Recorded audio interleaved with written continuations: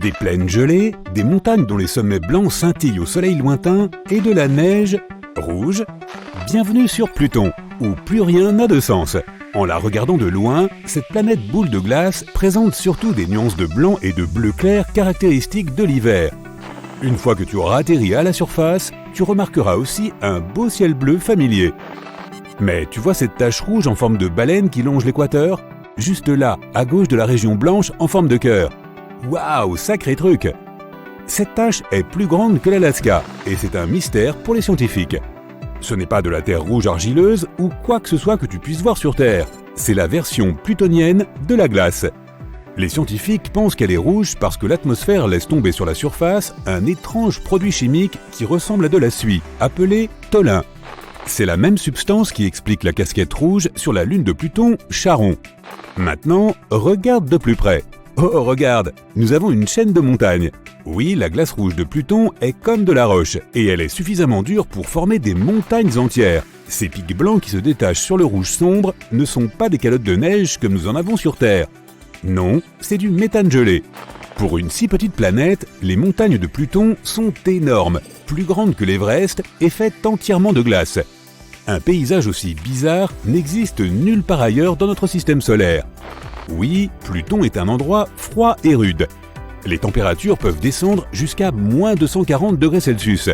La température la plus froide jamais enregistrée sur Terre se situait en Antarctique, à peine moins 93 degrés Celsius. Maintenant, retournons au cœur de Pluton. C'est en fait une vaste plaine couverte de glace de nitrogène. Les scientifiques ont découvert que le cœur de Pluton fait souffler les vents de la planète. Les cratères sont aussi très grands et certains d'entre eux montrent des signes de remplissage et d'érosion. C'est quelque chose qui se produit ici même sur Terre. Lorsque la Terre est usée et façonnée par des forces naturelles comme le vent, l'eau et la glace, c'est l'érosion. Qu'est-ce qui rend tout cela si spécial sur Pluton? Cela pourrait être la preuve qu'il existe ici une activité de plaques tectoniques. Tu sais, ces grandes plaques de terre qui surfent sur la roche liquide, formant des chaînes de montagnes, séparant les continents et les remettant ensemble. C'est quelque chose que les scientifiques n'ont jusqu'à présent observé que sur la Terre, mais jamais sur une autre planète du système solaire. Si cela se trouve, Pluton ressemble beaucoup plus à notre propre planète qu'on ne croit. Car en plus, il y a de l'eau sur Pluton, un tiers de sa surface pour être précis. Mais bien sûr, ce n'est pas comme l'eau de la Terre. C'est plus comme un liquide rocheux. Miam! Toujours aucun signe de vie là-bas, du moins pas pour l'instant.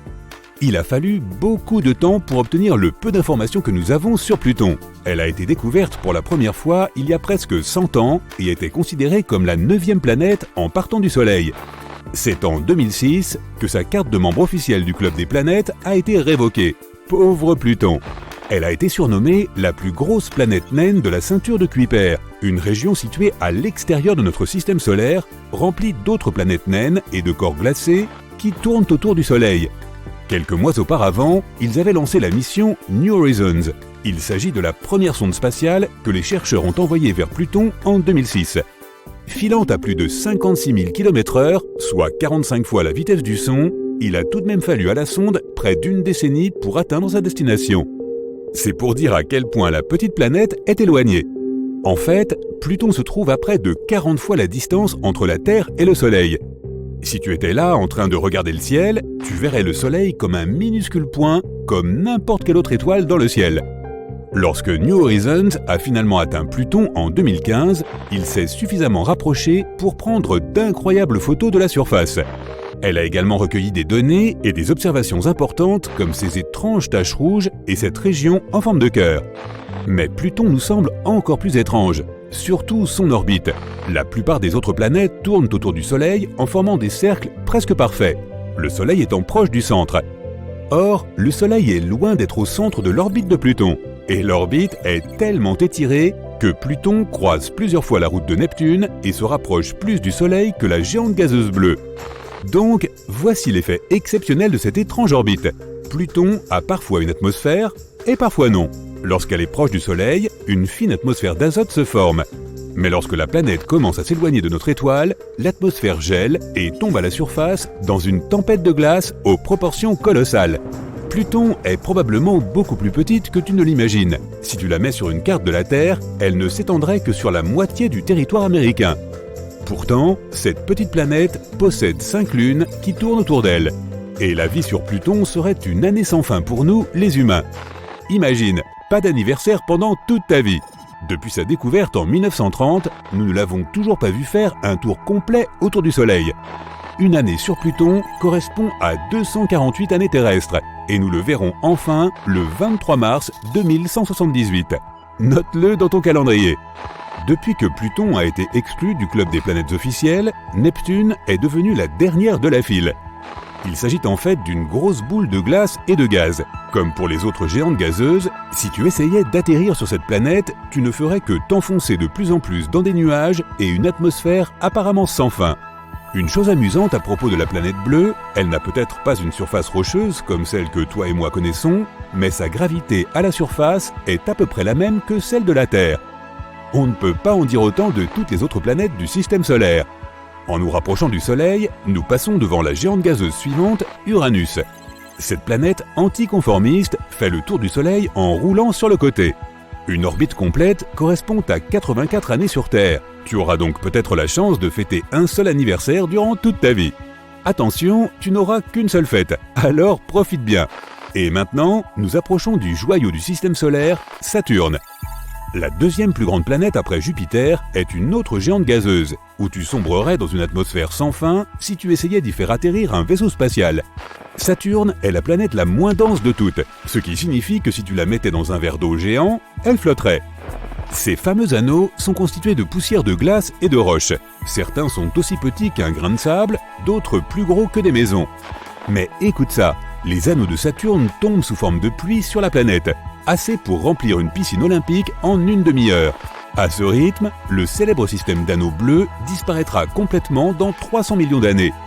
Au fait, Neptune, Uranus et Jupiter ont aussi des anneaux, mais ils ne sont pas aussi visibles et brillants que ceux de Saturne. Imagine que tu rassembles toutes les planètes en une seule. Maintenant, multiplie-la par 2. Non, toujours pas aussi grande que Jupiter. Les scientifiques l'appellent une étoile ratée, car elle est principalement composée d'hélium et d'hydrogène, tout comme notre Soleil. Mais cette planète géante n'est toujours pas assez grosse pour déclencher les processus chimiques qui pourraient la transformer en étoile. C'est la planète qui tourne le plus vite et il ne lui faut que 10 heures pour effectuer une rotation complète sur son axe. Imagine que tu essaies de condenser le sommeil, le travail, les amis, les loisirs, le cinéma, le shopping, toute ta routine en moins d'une demi-journée sur Terre. De magnifiques hautes montagnes, les plus hautes de tout le système solaire. Les tempêtes de poussière les plus spectaculaires jamais vues. Des vallées profondes, des cratères. Oui, je parle de Mars, notre maison potentielle dans le futur. Si tu aimes les couchers de soleil, tu apprécieras certainement ceux de Mars. Ils sont incroyablement bleus, alors que le ciel est rouge rosé toute la journée. Même si Mars est une voisine très proche, depuis sa surface, le Soleil paraîtrait moitié moins grand que depuis la Terre. Donc en fait, elle n'est pas aussi proche qu'il n'y paraît. Oh, et si tu as toujours rêvé de devenir joueur de basket, sache que Mars est l'endroit idéal pour ça. La gravité de la planète rouge ne représente que 37% de celle de la Terre. Tu sauterais donc 3 fois plus haut là-bas. Vénus est la planète de tous les extrêmes. La surface la plus chaude, le plus grand nombre de volcans, la planète la plus brillante et enfin, la plus proche de la Terre. C'est aussi celle qui tourne le plus lentement. On peut même carrément dire qu'elle tourne à peine, ce qui fait qu'une journée sur Vénus dure 243 jours terrestres. Voilà qui te laisserait le temps de faire des tonnes de choses. Vénus tourne également dans le sens inverse de la Terre, ce qui fait que les levées de soleil sont à l'ouest et les couchers à l'est. Elle n'a pas de lune ni d'anneau, et en plus, il s'agit de la plus petite planète de tout le système solaire. Une année n'y dure que 88 jours, donc si tu y vivais, tu aurais beaucoup plus d'anniversaires. Mercure est la planète la plus proche du Soleil, mais ce n'est pas la plus chaude. Cette place revient à Vénus. Les températures sur Mercure ne sont pas aussi élevées que sur Vénus, parce que la planète n'a pas d'atmosphère pour retenir la chaleur du Soleil. La vraie particularité de Mercure, ce sont ses rides. Son noyau de fer s'est refroidi et a rétréci, entraînant la contraction de la surface et la formation de ses rides. Ça, et aussi le fait qu'elle est super proche du Soleil, mais qu'elle n'a pas besoin de protecteur solaire. Et je ne suis pas sûr de cette dernière info. Voici Neptune. Notre prochain arrêt est Pluton. Ne mets pas tes mains sur la porte, tu risques de te faire pincer très fort.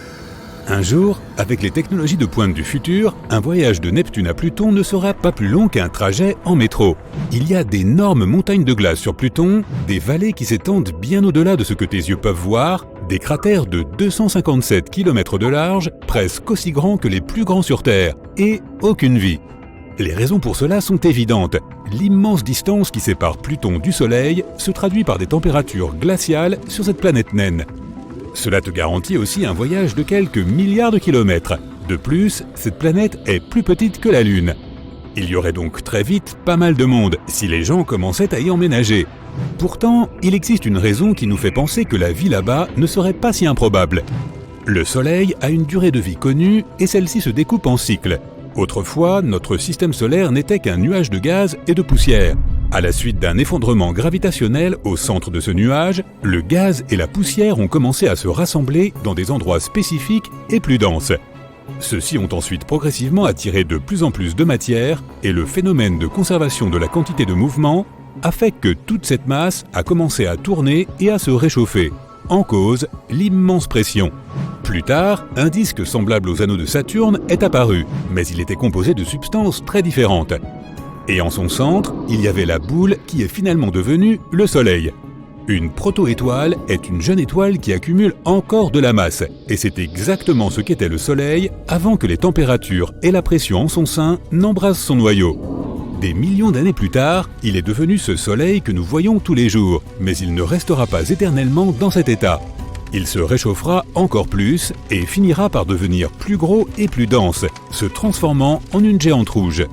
Il pourrait un jour devenir assez gros pour engloutir Vénus et Mercure. Il y a de fortes chances pour qu'il avale même la Terre. Même s'il ne dévore pas notre planète, le Soleil pourrait se rapprocher suffisamment pour nous toucher. Si cela arrivait, la vie sur Terre ne serait plus possible.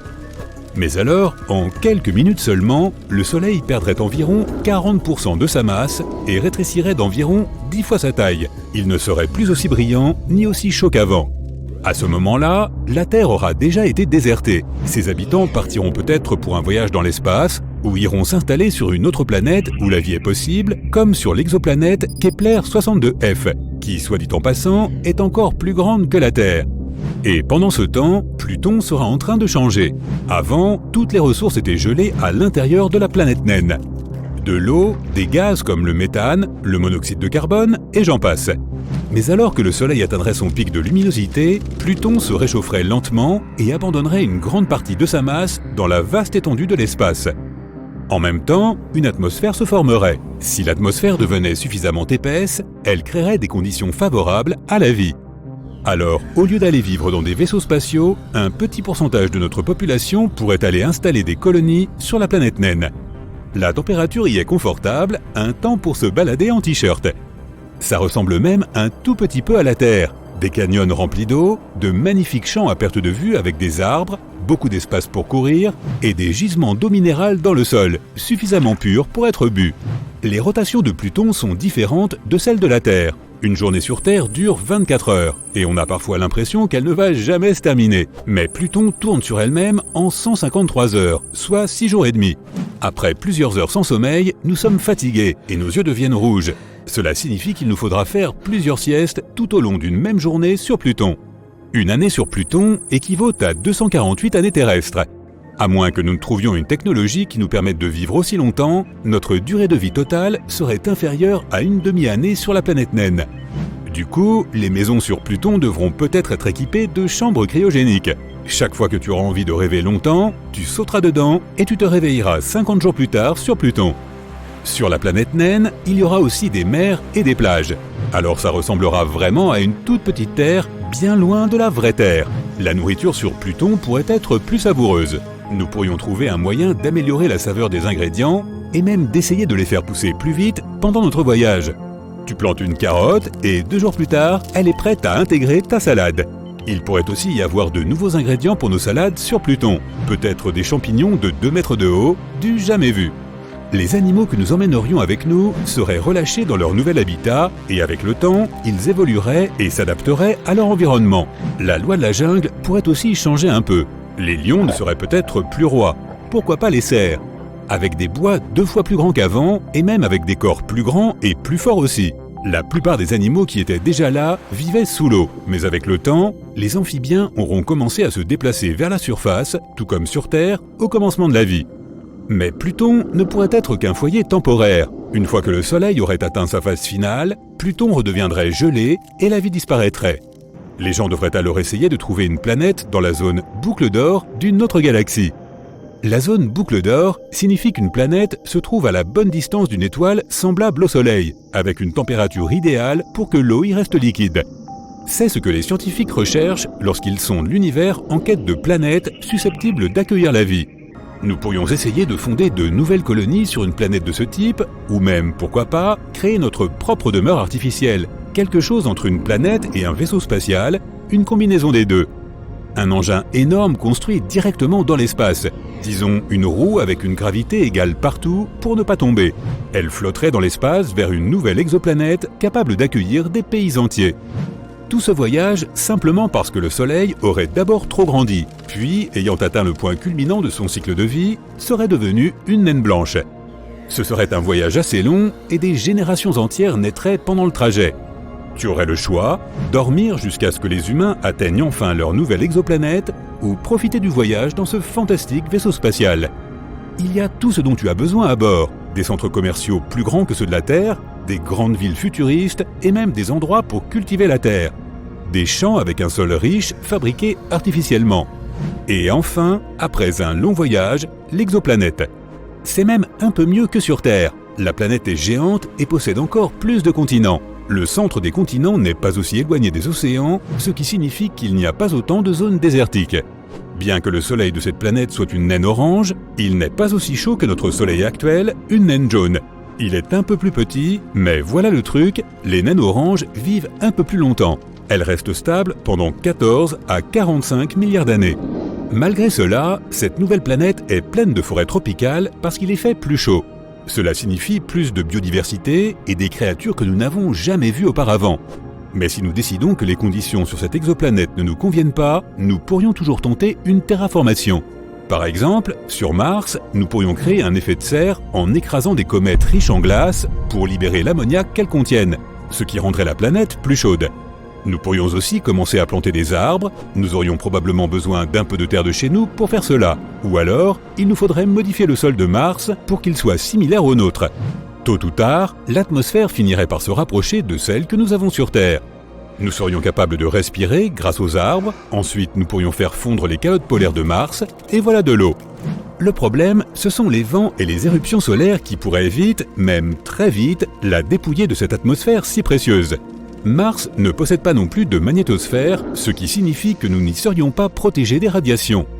Donc à long terme, cette planète ne serait pas un bon choix. Peut-être que quelque part, dans l'immensité de l'espace, se trouve une planète parfaite qui nous attend. Notre univers regorge de choses à la fois fascinantes et terrifiantes. Tu connais déjà les quasars, les trous noirs, la matière noire, tout ça, mais as-tu déjà entendu parler des horreurs de l'espace ? Ça te dirait de visiter les mondes les plus bizarres du cosmos ? Ce n'est pas moi qui ai fait cette liste, mais la NASA elle-même. Bienvenue dans la galaxie des horreurs, l'impressionnante collection horrifique de la NASA. Accompagne-moi à la découverte de quelques-unes de ces planètes et dis-moi ensuite laquelle t'aura semblé la plus effrayante. N'oublie pas d'attacher ta ceinture. Notre première destination est une géante gazeuse appelée TRES-2b. Elle est située à 750 années-lumière de nous. Si nous utilisions un vaisseau spatial ordinaire, il nous faudrait environ 10 millions d'années pour nous y rendre.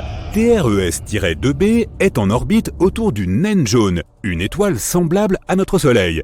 Et elle fait environ 1,5 fois le poids de Jupiter. Alors, qu'est-ce qu'elle a de si spécial ? Eh bien, si tu as peur du noir, tu n'auras certainement pas envie de visiter cet endroit. C'est la planète de la nuit éternelle, la plus sombre de toutes les planètes que nous connaissions. Mais elle n'est pas si éloignée de son étoile. Alors, comment ça se fait ? Le fait est que la surface de TRES-2b reflète la lumière encore plus mal que le charbon. À cause de cela, on dirait qu'il n'y a pas de lumière du tout. Si tu survolais la surface de cette planète, ce serait comme si tu avançais avec un bandeau sur les yeux. Mais attends, en fait, il y a de la lumière. Une étrange lueur d'un rouge profond entoure la surface de la planète. Cette lueur provient de son atmosphère brûlante. ce qui fait de TRES-2b une planète extrêmement chaude. L'air y est encore plus chaud que de la lave. Terrifiant, hein? Mais tu n'as encore rien vu. Nous allons maintenant nous rendre dans un lieu encore plus horrible que celui-ci. La NASA n'a pas exagéré quand elle a dû lui choisir un surnom. Cette fois, il ne s'agit pas seulement d'une planète, mais de 3 à la fois. Elles sont également situées assez loin, à 2300 années-lumière du Soleil. Il nous faudrait environ 35 millions d'années pour les atteindre en navette. Toutes ces planètes se trouvent dans la constellation de la Vierge et elles sont toutes extrêmement légères, beaucoup plus légères que la Terre. Ces 3 exoplanètes s'appellent Poltergeist, Draugr et Phobétor. Sympa comme nom, hein? C'est parce que chacune de ces planètes est sur le point de devenir un fantôme. Leur particularité, c'est qu'elles ne tournent pas autour d'une étoile, mais autour d'un pulsar. Les pulsars sont des étoiles à neutrons en rotation dont le champ magnétique est extrêmement puissant. Pour le dire simplement, ce sont des étoiles qui, un jour, ont explosé. Après leur explosion, elles se sont mises à émettre un signal périodique très rapide. En effet, l'étoile tourne sur elle-même à une vitesse inimaginable, plusieurs milliers de rotations par seconde. En même temps, elles émettent un fort rayonnement électromagnétique qui affecte tout ce qui se trouve autour d'elles. Tu as donc probablement déjà deviné ce qui est en train d'arriver à nos planètes zombies. Elles sont lentement et progressivement détruites sous l'influence gigantesque de ces radiations. Un jour, elles disparaîtront sans laisser de traces. Des planètes fantômes en orbite autour d'une morte vivante? Oui, l'appellation de monde des zombies est tout à fait appropriée. Il n'est pas non plus surprenant que les scientifiques aient surnommé ce pulsar la Liche. Son nom officiel est pour sa part très long. Au moins, on peut dire qu'elle se serre les coudes avant de disparaître pour toujours. Cette planète porte aussi un nom super long, alors un peu de patience. HD-18973b. Cette géante gazeuse se trouve à 65 années-lumière de nous. Il nous faudrait environ 1 million d'années pour y arriver à bord de notre vaisseau spatial. La masse de cette planète est légèrement plus importante que celle de Jupiter, et elle tourne autour de son étoile, une naine orange, toute seule. À première vue, elle te semblera tout ce qu'il y a de plus sympathique. Une jolie couleur bleue et des spirales à la surface. Ça ressemble un peu à un ciel d'été, ou encore à l'écume des vagues dans l'océan, tu ne trouves pas? Mais les apparences sont vraiment trompeuses, mon ami. Cette planète doit sa jolie couleur bleu cobalt à son atmosphère brumeuse et brûlante. Elle contient des grains de silicate qui se condensent sous l'effet de la chaleur. En d'autres termes, les nuages de cette planète pleuvent du verre. Oui, il y pleut des morceaux de verre brûlants. Et si cela ne suffisait pas, les vents font rage à la surface et ils se déplacent à une vitesse de 8690 km par seconde. Juste pour comparer, le vent le plus rapide jamais enregistré sur Terre avait une vitesse de 408 km/h, soit environ 20 fois moins fort. Et à cause de cela, des centaines de milliers d'éclats de verre sont à tout moment projetés horizontalement sur toute la surface de la planète à une vitesse vertigineuse. Malheur à celui qui essaierait d'atterrir ici. Mais ce n'est pas là le seul exemple de pluies étranges dans notre univers. Par exemple, il pleut du fer fondu sur la planète Dimidium. Ou prenons ce qu'on appelle les planètes de carbone. Leur existence n'a pas encore été prouvée, mais si elles existent vraiment, elles seraient couvertes de milliers de nuages noirs et toxiques. Et il y pleuvrait des hydrocarbures ainsi que de l'asphalte liquide brûlant. Et toutes ces gouttes de pluie exploseraient en atteignant la surface. Rien de spécial, n'est-ce pas? La planète suivante, par contre, est vraiment très étrange. Elle ne se contentait pas de tourner autour de son étoile, elle vivait à l'intérieur. Ce miracle cosmique s'appelle KOI 55b ou Kepler 70b. Cette planète se trouve très loin de nous, à 4000 années-lumière. Il faudrait environ 70 millions d'années à notre vaisseau spatial pour nous y emmener. Elle est 2 fois plus légère que la Terre et effectue une révolution complète autour de son étoile en seulement 2 heures. Il y a longtemps, c'était une planète ordinaire semblable à la Terre et de la taille de Jupiter. Elle tournait paisiblement autour de son étoile naine rouge, KOI 55. Mais tout a changé il y a environ 700 millions d'années. Tu as peut-être entendu dire que dans quelques milliards d'années, notre Soleil commencerait à grossir et deviendrait énorme, absorbant tout sur son passage. C'est le destin des naines rouges. Tôt ou tard, elles prennent de l'ampleur et se transforment en des géantes bleues incroyablement chaudes. Et c'est exactement ce qui s'est produit avec KOI 55. Cette étoile a commencé à augmenter en taille et à se réchauffer, se transformant progressivement en une géante bleu-blanc. Elle était prête à dévorer ses planètes les plus proches. Mais KOI 55b ne s'en est pas soucié. Lorsque l'étoile l'a atteinte, cette planète s'est simplement installée à l'intérieur. En outre, après un certain temps, elle a même fini par quitter son étoile, se plaçant simplement sur une nouvelle orbite. Comment est-ce possible ? Le temps passé à l'intérieur de son étoile a transformé KOI 55b en un gros caillou chauffé à blanc. C'est l'une des planètes les plus chaudes que nous ayons découvertes jusqu'à présent. La température y atteint 6650 degrés Celsius. C'est plus chaud que notre Soleil, qui est, je te le rappelle, une véritable étoile. Et inexplicablement, son existence se poursuit comme si de rien n'était. Malheureusement, tôt ou tard, la planète finira par disparaître. Elle s'évapore lentement en raison de son atmosphère incandescente. Mais quand même, elle aura survécu à son voyage au travers de l'étoile. Ce qui est loin d'être une prouesse ordinaire, c'est le moins qu'on puisse dire. Quelle force de volonté! Cependant, toutes les planètes n'ont pas autant de chance. Certaines se voient graduellement détruites par leur étoile. Cette dernière planète est tristement solitaire. Elle est située à 870 années-lumière de nous. Notre voyage en vaisseau prendrait environ 25 millions d'années. La masse de cette planète est environ 1,5 fois plus importante que celle de Jupiter. C'est un endroit aussi triste que sombre. Cette géante gazeuse condamnée, qui ressemble beaucoup à Jupiter, tourne autour de son étoile toute seule. En même temps, elle est située si près de son astre que sa période orbitale ne dure qu'1 jour. Bien sûr, à cause de cette proximité, l'étoile absorbe progressivement WASP-12b. Sa chaleur intense détruit et dévore lentement l'atmosphère de la planète. Il ne lui reste qu'environ 10 millions d'années. Mais voici quelque chose d'encore plus intéressant. À cause d'un rare phénomène d'étirement, WASP-12b a désormais la forme d'un œuf.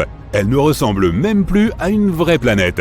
Et elle est aussi très chaude. La température de surface de cette géante gazeuse est de 2204 degrés Celsius. De plus, un spectrographe des origines cosmiques, ou SOC en abrégé, a découvert que la planète échangeait de la matière avec son étoile. Elles sont situées si près l'une de l'autre qu'elles se passent une partie de leurs éléments chimiques. C'est un phénomène courant dans les systèmes d'étoiles binaires très rapprochés, mais c'est la première fois que les scientifiques constatent un tel fait dans une relation étoile-planète. Un système vraiment unique. Franchement, si on me garantissait une sécurité totale, je serais enchanté d'aller faire un tour sur quelques-unes de ces planètes. Et toi, fais-le moi savoir dans les commentaires.